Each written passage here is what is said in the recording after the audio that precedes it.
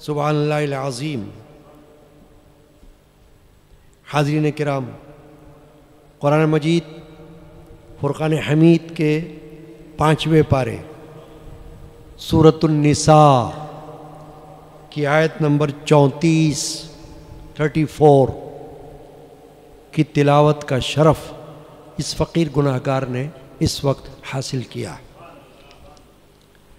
فرمایا باری تعالی جل شانہ نے، الرجال قوامون علی النساء، مرد افسر ہیں عورتوں پر، بما فضل اللہ بعدہم علی بعد، اس لیے کہ اللہ نے ان میں ایک کو دوسرے پر فضیلت دی، وبما انفقوا من اموالہم، اور اس لیے کہ مردوں نے ان پر اپنے مال خرچ کیے، فالصالحات قانتات حافظات للغیب بما حفظ اللہ، تو نیک بخت عورتیں ادب والیاں ہیں، خاوند کے پیچھے حفاظت رکھتی ہیں، واللاتی تخافون نشوزہن فعیذوہن واہجروہن فی المضاجع واضربوہن، جس طرح اللہ نے حفاظت کا حکم دیا، اور جن عورتوں کی نافرمانی کا تمہیں اندیشہ ہو تو انہیں سمجھاؤ اور ان سے الگ سو اور انہیں مارو، فَإِنْ أَطَعْنَكُمْ فَلَا تَبْغُوا عَلَيْهِنَّ سَبِيلًا، پھر اگر وہ تمہارے حکم میں آ جائیں تو ان پر زیادتی کی کوئی راہ نہ چاہو، ان اللہ کان علیٰ کبیرہ، بے شک اللہ بلند بڑا ہے۔ اب یہ آیت کریمہ آپ نے سنی اور اس کا ترجمہ بھی سن لیا۔ معاشرتی گھریلو معاملات میں یہ آیت شریفہ بڑی اہم ہے۔ آج کا جمعہ کا موضوع ہے بیویوں کی اصلاح کے قرآنی 3 طریقے، 3 قرآنی طریقے۔ آیت شریفہ جہاں سے شروع ہو رہی ہے وہ یہ ہے کہ الرجال قوامون علی النساء، قوام نگراں، منتظم، حاکم۔ فرمایا اللہ پاک نے الرجال قوامون علی النساء، مرد افسر ہیں عورتوں پر، یعنی عورتیں ان کے ماتحت ہیں، مرد ان کی نگران ہیں۔ جو افسر ہوتا ہے وہ اپنے ماتحت کا نگران ہوتا ہے، ان کی خبر گیری کرنے والا، ان پر حکم چلانے والا۔ تو اللہ نے یہاں ارشاد فرمایا کہ مرد افسر ہیں عورتوں پر، یعنی عورتوں کو ان کی اطاعت معنی فرما برداری۔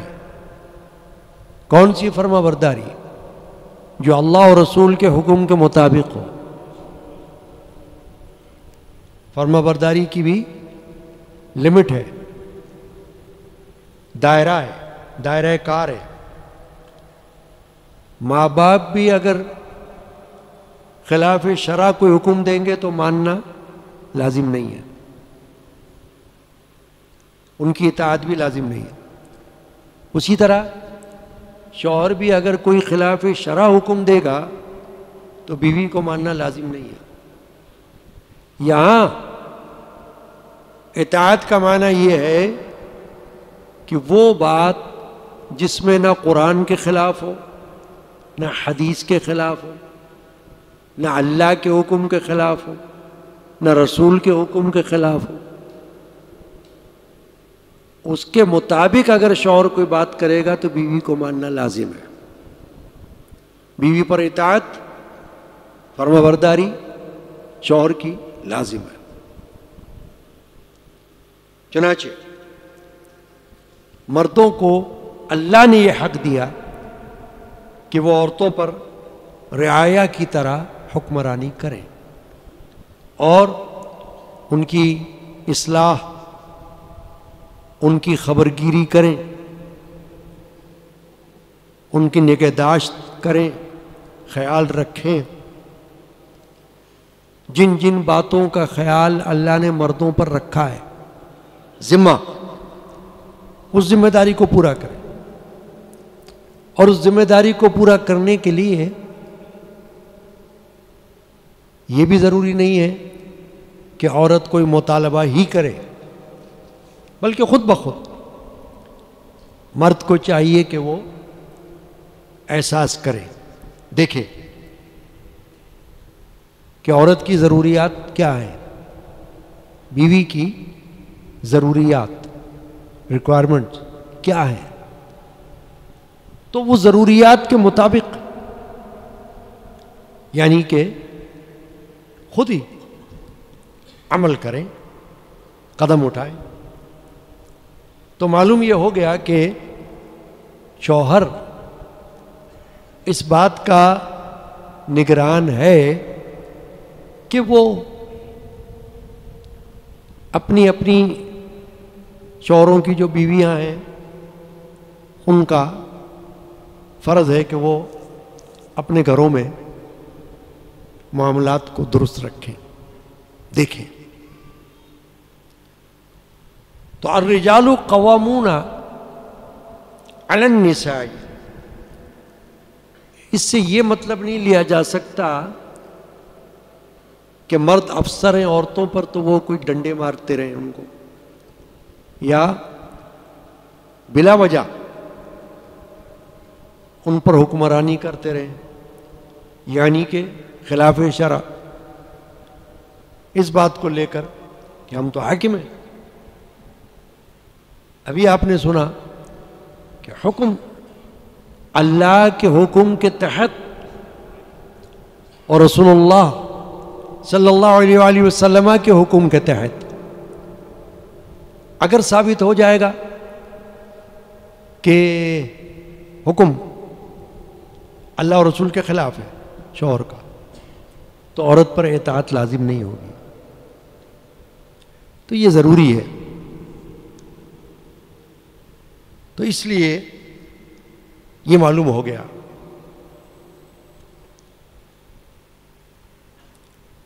آیات کا شان نزول بھی ہوتا ہے. شان نزول کا مطلب یہ ہوتا ہے کہ کیوں نازل ہوئی آیت. کوئی واقعہ ہوا ہو، کوئی واقعہ پیش آیا ہو تو اللہ تعالیٰ نے آیت نازل کر دی. تو مفسرین نے اس آیت کے بارے میں بھی شان نزول کو بیان کیا ہے. حضرت سعد بن ربی کے حوالے سے یہ درج ہے کہ انہوں نے اپنی بیوی حبیبہ کو کسی غلطی پر ایک تھپڑ مارا، تماچا مارا. تو بیوی کے والد اپنی بچی کو لے کر سرکار دو عالم صلی اللہ علیہ وسلم کی خدمت میں چلے گئے، پہنچ گئے، شکایت کی، یا رسول اللہ یہ میری بیٹی ہے، اس کو اس کے شوہر نے گال پر تماچا مارا ہے، تھپڑ مارا ہے. تو سرکار دو عالم صلی اللہ علیہ وسلم سے پوچھا اس نے، کیا میں بھی جواب میں تھپڑ مار دوں؟ حضور نے فرمایا تم بھی مار دو. وہ پلٹے. جب پلٹے تو اللہ کے رسول صلی اللہ علیہ وسلم نے ان کو بلایا اور بلایا، فرمایا آیت شریفہ نازل ہو گئی کہ تم نہیں مار سکتی. شوہر نے تمہیں مارا، غلط کیا، مگر جواب میں تمہیں حق نہیں ہے اس کو تھپڑ مارنے کا. اس لیے اب فتویٰ اس پر ہے، اگر کوئی استفتاء کرتا ہے مفتی سے، کوئی عورت، جیسے کہ آج کل کے زمانے میں جو عورتیں پڑھی لکھی ہوں یا آزاد خیال ہوں اور ان کے گھر میں کوئی معاملہ ہو جائے اور شوہر اس کو مار دے،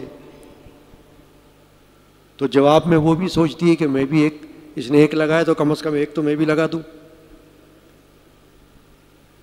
بدلہ ہو جائے. تو فتویٰ اس پر ہے کہ عورت جواب میں مار نہیں سکتی. مرد نے مارا، غلط مارا تو گناہگار ہے، لیکن عورت اس کا بدلہ، تھپڑ کا بدلہ تھپڑ سے نہیں دے سکتی. وجہ کیا ہوئی؟ یہ آیت شریفہ، الرجال قوامون علی النساء، مرد عورتوں پر افسر ہیں. تو چونکہ ان کو اللہ تعالیٰ نے ایک درجے میں حاکم قرار دیا، لہذا اگر انہوں نے مار بھی دیا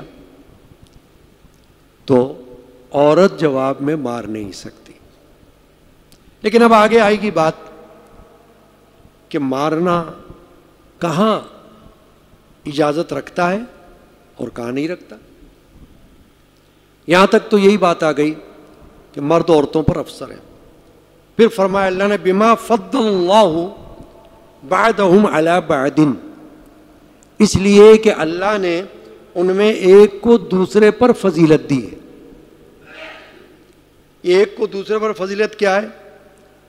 کہ مرد کو عورت پر ایک درجہ فضیلت ہے. وہ فضیلت جسمانی طور پر ہے اور مالی طور پر بھی ہے.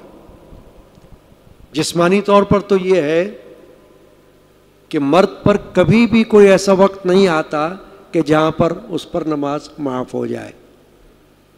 عورت پر آتا ہے وقت. عورت کی جو نسوانی اللہ تعالیٰ نے ساخت بنائی ہے، اس میں ہر مہینے وہ وقت آتا ہے کہ وہ نماز معاف، اس پر نماز نہیں ہے. لیکن مرد پر نماز معاف نہیں ہے. وہ تو بیمار بھی ہو تو کھڑا ہو کر نہ پڑھ سکے تو بیٹھ کر پڑھے گا، بیٹھ کر بھی نہ پڑھ سکے تو لیٹ کر پڑھے گا، لیکن نماز معاف نہیں ہوگی. مرد جہاد کر سکتا ہے، عورت پر جہاد نہیں ہے، تلوار لے کر لڑنا. مرد نبی بنتا ہے.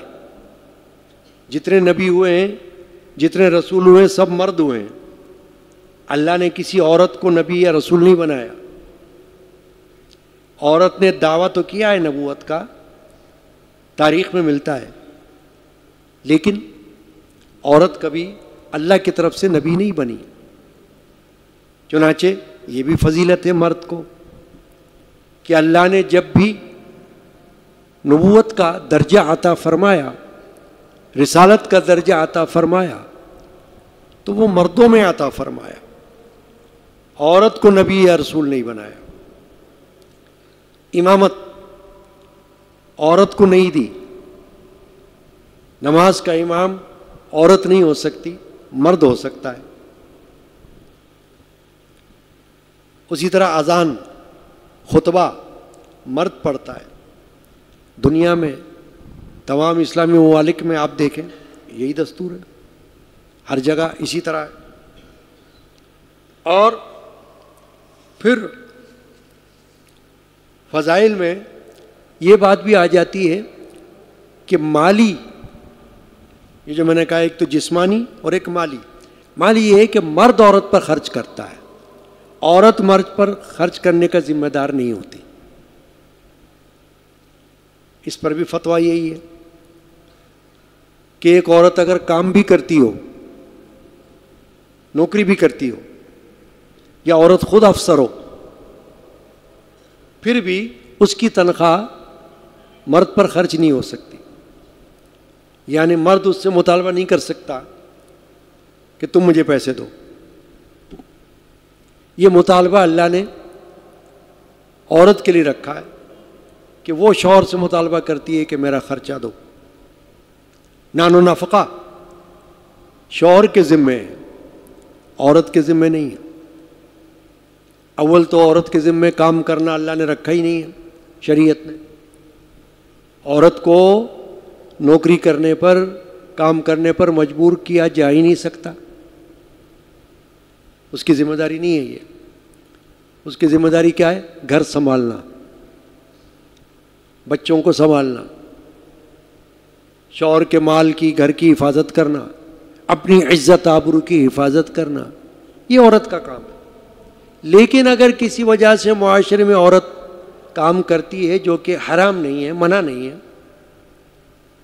بہت سی عورتیں کرتی ہیں، کہیں ضروری ہو جاتا ہے کام کرنا، تب بھی فقہا نے یہ فرمایا کہ عورت کا پیسہ مرد مانگ نہیں سکتا، مطالبہ نہیں کر سکتا، شدت نہیں کر سکتا کہ پیسہ دو مجھے. مرد خرچ کرے گا اس پر. عورت کا لباس، عورت کا علاج، عورت کی اور دیگر ضروریات جن پر پیسہ خرچ ہوتا ہے، ضروریات کی چیزیں، وہ مرد کرے گا، شوہر کرے گا. اور اس میں کوئی احسان نہیں اس کا، بلکہ اس پر ذمہ ہے. اللہ نے اس کو ذمہ دار بنایا. چنانچہ ایک تو یہ، اور دوسری کیا بات کہ جب نکاح ہوتا ہے تو مہر لازم ہوتا ہے.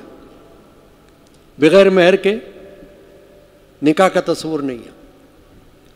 یہاں تک کہ اگر مہر کا ذکر نہ بھی کیا گیا ہو بوقت نکاح، تب بھی مہر رکھا جائے گا. اگر اتفاق سے مہر کو ذکر نہیں کیا گیا کہ کتنا مہر رکھا ہے، تب بھی مہر معاف نہیں ہوتا، مہر رکھا جاتا ہے. اور مہر کو معاف کرنا یہ بھی عورت کا اپنا اختیار ہوتا ہے، زبردستی نہیں ہو سکتی. جبراً مہر معاف کرانا حرام ہے، گناہ ہے. شوہر کو اختیار نہیں ہے کہ وہ کہے مہر معاف کرو، نہیں، اس کو اختیار نہیں دیا اللہ رسول نے. اب مہر معاف کرنا بعد میں عورت ہے، بیوی ہے، اگر چاہے، قرآن میں اللہ نے فرمایا کہ اگر وہ خوشی سے چاہے تو آدھا مہر معاف کر دے، پورا مہر معاف کر دے، مرضی ہے اس کی، تو پھر تو معاف ہو سکتا ہے، پھر شوہر کو حق ہے. لیکن زبردستی جبراً مہر معاف نہیں کروا سکتا. تو یہ مال میں اللہ نے شوہر کو فضیلت دی تھی کہ یہ مال خرچ کر رہا ہے. بما فضل اللہ بعدهم على بعد وبما انفقوا من اموالهم، اور اس لیے کہ مردوں نے ان پر اپنے مال خرچ کیے. یہاں سے واجب ہو گیا نا یہ بات کہ اللہ نے واجب کر دیا شوہروں پر کہ اپنی بیوی پر مال خرچ کرو، اس کی ضرورت کا خیال رکھو. جب تک وہ تمہارے نکاح میں ہے وہ تمہاری ذمہ داری ہے. ہاں، خدا نخواستہ اگر طلاق ہو جاتی ہے تو پھر وہ ذمہ داری ختم ہو جاتی ہے، پھر شوہر کی ذمہ داری نہیں رہتی کوئی مال خرچ کرنا اس کے اوپر. لیکن جب تک وہ نکاح میں ہے، پھر نکاح میں بھی یہ ضروری نہیں کہ وہ شوہر کے گھر میں ہی رہ رہی ہے، بلکہ اگر وہ اپنے ماں باپ کے گھر میں ہے تب بھی اگر شوہر کی غلطی کی وجہ سے یا شوہر کی مرضی کی وجہ سے، تو شوہر پھر بھی نان و نفقہ دینے کا پابند ہے کہ خرچہ پھر بھی کرے گا وہ اس کا. بیٹھی تو ہے اپنے ماں باپ کے گھر میں، لیکن شوہر نے نکالا ہے، شوہر نے خود بھیجا ہے، تو پھر خرچہ شوہر کے ذمے رہے گا. اور اگر بیوی خود جائے شوہر کے منع کرنے کے باوجود، تو پھر وہ خرچے کی حقدار نہیں رہے گی. یہ ہے مال کی فضیلت جو اللہ نے مردوں کو دی ہے، شوہروں کو دی ہے بیویوں کے اوپر۔ پھر آگے جو بات فرمائی وہ آج کے جمعے کے موضوع سے تعلق رکھتی ہے۔ فالصالحات قانتات حافظات للغیب بما حفظ اللہ۔ فرمایا اللہ نے کہ نیک بخت عورتیں، صالحات، مرد کا صالح ہونا اور بیوی کا صالح ہونا یہ دونوں فضیلت کی بات ہے۔ دنیا میں مرد بھی بہت سے ہیں اور دنیا میں عورتیں بھی بہت سی ہیں، مگر نیک، اس کی قدر اللہ کے یہاں ہے۔ نیک ہونا، نیکی کو اللہ نے قرآن میں جگہ جگہ رکھا ہے۔ دیکھیں قرآن میں سورۃ العصر میں اللہ نے فرمایا والعصر ان الانسان لفی خسر، زمانے کی قسم، بے شک انسان نقصان میں ہے، الا الذین آمنوا وعملوا الصالحات، سوائے ان کے جو ایمان لائے اور نیک عمل کیے۔ تو نیک عمل اللہ کو محبوب ہے، وہ چاہے مرد کا ہو، چاہے عورت کا، چاہے شوہر کا ہو، چاہے بیوی کا، اللہ تعالیٰ نیک عمل کو پسند فرماتا ہے۔ نیکی، نیک بیویاں، نیک شوہر، یہ اللہ کو محبوب ہے۔ چنانچہ فرمایا فالصالحات، نیک عورتیں، نیک بیویاں، قانتات، ادب والی، یعنی شوہر کی رسپیکٹ کرنے والی، شوہر کی عزت کرنے والی، احترام کرنے والی، یہ نہیں کہ برابری کرے اور کوئی احترام نہ رکھے، کوئی خاطر میں نہ لائے، یہ نہیں، بلکہ ان کا احترام کرنے والی۔ حافظات للغیب بما حفظ اللہ، فرمایا خاون کے پیٹھ کے پیچھے حفاظت رکھتی ہیں، یعنی خاون کے سامنے بھی، لیکن اگر خاون نہ ہو تو پھر اور زیادہ حفاظت رکھنے والی، غائبانہ، کیونکہ خاون جب موجود نہیں ہے تو وہ تو دیکھ نہیں رہا کہ بیوی گھر میں کیا کر رہی ہے۔ اب زیادہ ذمہ داری ہو جاتی ہے بیوی کی کہ وہ زیادہ پاسداری کرے، زیادہ حفاظت رکھے، اپنے عزت کی، آبرو کی، شوہر کے مال کی، شوہر کے گھر کی حفاظت کرے، کیونکہ گھر میں وہ ہے نا، شوہر تو باہر ہے، وہ تو صبح نکلا ہے رزق روزی کی تلاش میں، جب تک کہ باہر ہوگا تو گھر میں تو کون ہوگا، گھر میں بیوی ہے۔ تو اللہ نے فرمایا کہ وہ حافظات للغیب، غائبانہ طور پر غیر حاضری میں شوہر کی حفاظت کرنے والی، بما حفظ اللہ، جس طرح اللہ تعالیٰ نے حفاظت کا حکم دیا ہے ویسے حفاظت کرے بیوی۔ اب آئی بات جو میں نے آج کا موضوع آپ کو بتایا کہ بیوی کی اصلاح کے 3 قرآنی طریقے۔ فرمایا اللہ نے واللاتی تخافون نشوزہن، اور جن عورتوں کی نافرمانی کا تم کو خطرہ ہو، نافرمانی کا، یعنی اگر تم یہ سمجھو کہ یہ عورت نافرمانی کرتی ہے، بیوی، میں تو خرچہ بھی دے رہا ہوں، میں تو محبت بھی رکھتا ہوں، میں تو خیال بھی رکھ رہا ہوں، میں اپنی جگہ ٹھیک ہوں، درست ہوں، مگر یہ نافرمان ہے، بات نہیں مانتی، اپنی مرضی کرتی ہے، اپنی چلاتی ہے، میرے اوپر حکم چلاتی ہے، میرے تابع نہیں ہے۔ اللہ نے بیوی کو تابع رکھا ہے شوہر کے، اور یہ شوہر کی افسر بنی ہوئی ہے، تو یہ کیا ہو جائے گی؟ نافرمانی۔ تو اللہ نے فرمایا واللاتی تخافون نشوزہن، اگر خوف ہو مردوں کو عورت کی نافرمانی کا، فعظوہن، اب یہ پہلا اسٹیپ فرمایا اللہ نے، فرمایا تو ان کو سمجھاؤ. فعظوہن، آپ نے ایک لفظ سنا ہوگا واعظ. علماء کے لیے یہ لفظ آتا ہے نا، علماء کرام واعظ فرمائیں گے، واعظ. اور واعظ کرنے والے کو کیا کہتے ہیں؟ واعظ. واعظ و خطیب، یہ واعظ بھی ہے اور خطیب بھی ہے. تو واعظ ہوتا ہے، کس لیے ہوتا ہے واعظ؟ سمجھنے کے لیے، سمجھانے کے لیے، جس کو ہم درس بھی کہہ دیں، ایک ہی بات ہے. واعظ، لیکچر، درس، نصیحت.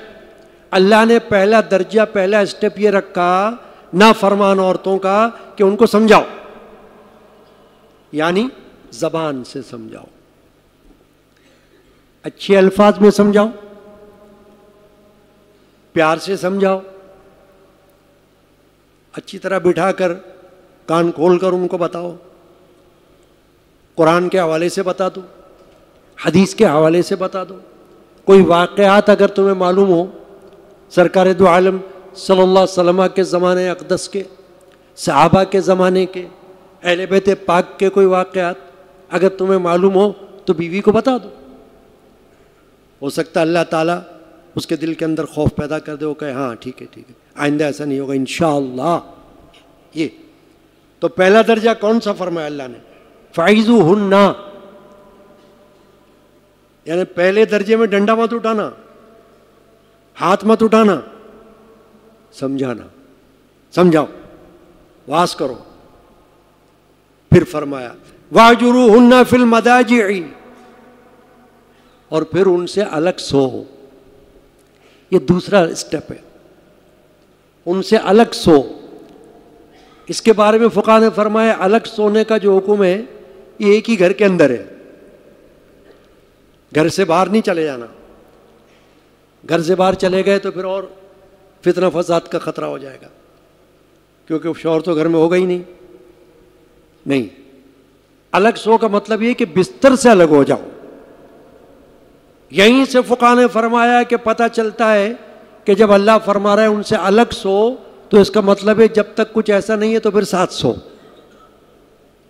بیوی اور شوہر کو ساتھ سونا یہ شریعت کا تقاضا ہے، اور شریعت نے یہ آپ کو طریقہ بتایا.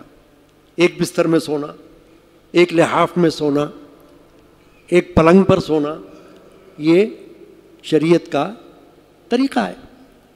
کیونکہ اس سے یہ پتہ چل رہا ہے کہ اب اللہ نے فرمایا اب الگ سو، کہ اگر نافرمانی کر رہی ہے بیوی، نہیں مان رہی، تم نے سمجھا دیا پہلے مرحلے میں، نہیں مانا، نہیں مانی، اچھا تو پھر الگ سو جاؤ، یا بات چیت بند کر دو، ناراض ہو جاؤ.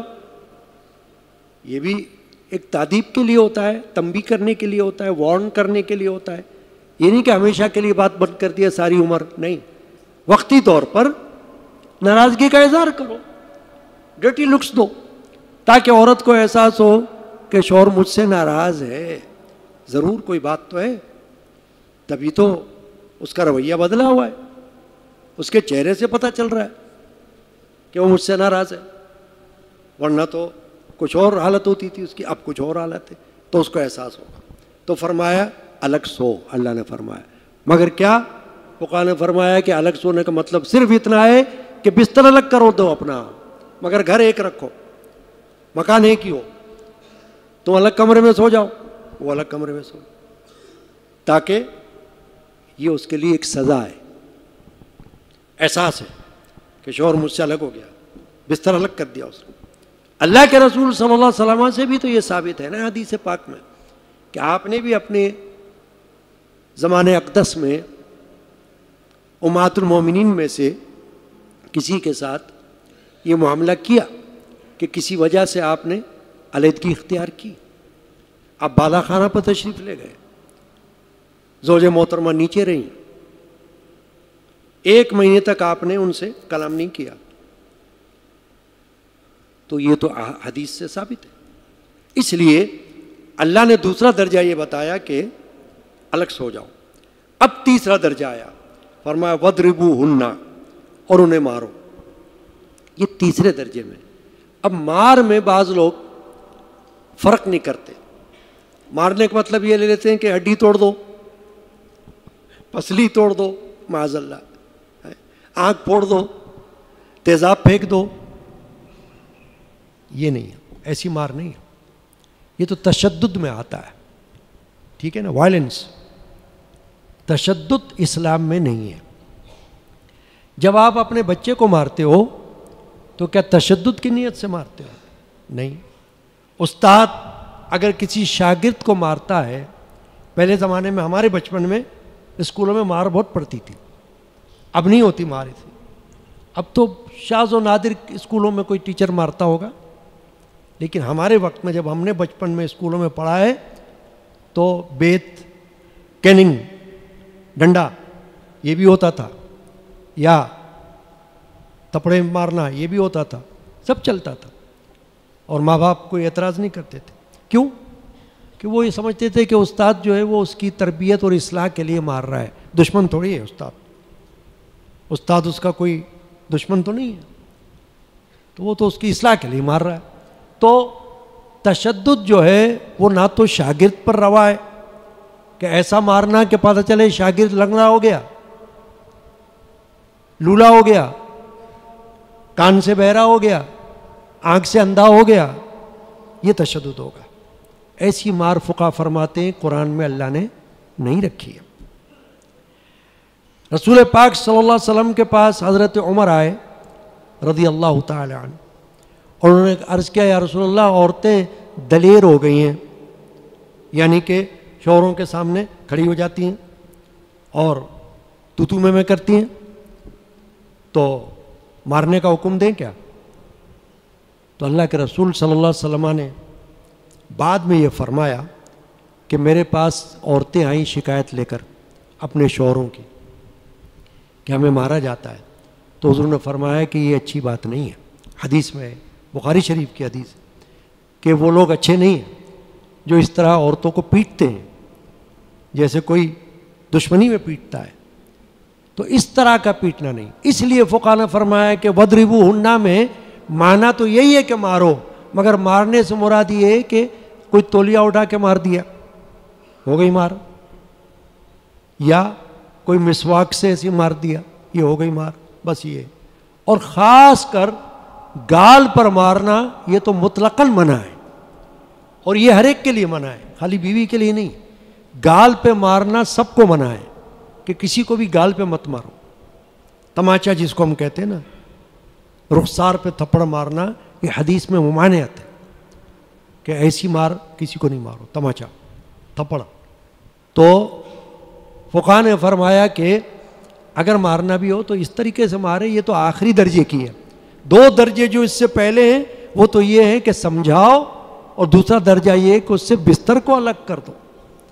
پھر فرمایا اللہ نے فَإِنْ أَطَعْنَكُمْ فَلَا تَبْغُوا عَلَيْهِنَّ سَبِيلًا, پھر اگر وہ تمہارے حکم میں آ جائیں, تمہاری اطاعت میں آ جائیں, تمہاری فرما برداری میں آ جائیں, تو ان پر ذاتی مت کرو. اللہ فرماتا ہے پھر ذاتی کا بہانہ مت تلاش کرنا, پھر سیدھے ہو جاؤ, بندے بن جاؤ, انسان بن جاؤ. پھر اس کے بعد پھر تم ان کو ساتھ کو ذاتی مت کرو, ورنہ گناہ گار ہو جاؤ گے تم.